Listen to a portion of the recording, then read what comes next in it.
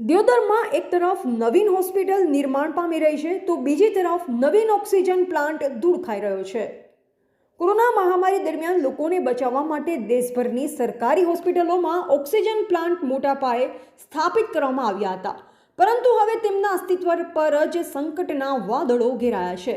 ત્યારે બીકે news ચેનલે Deodar referral હોસ્પિટલમાં નિર્માણ પામેલ ઓક્સિજન પ્લાન્ટનું રિયાલિટી ચેકિંગ કર્યું હતું, જેમાં જાણવા મળ્યું કે કોરોના મહામારીની બીજી લહેરમાં રેફરલ હોસ્પિટલ ખાતે લાખો રૂપિયાના ખર્ચે દિયોદરની જનતા માટે ઓક્સિજન પ્લાન્ટ બનાવવામાં આવ્યો, જેના થોડા દિવસ બાદ દિયોદરના કન્ડમ કરેલ રેફરલ હોસ્પિટલને તોડી પાડવામાં આવ્યું અને છેલ્લા ઘણા સમયથી દિયોદર ખાતે નવીન રેફરલ હોસ્પિટલનું બિલ્ડિંગ નિર્માણ પામી રહ્યું છે। જોકે બીજી તરફ લાખો રૂપિયાના ખર્ચે બનાવેલ ઓક્સિજન પ્લાન્ટ પણ ધૂળ ખાતો નજરે પડી રહ્યો છે।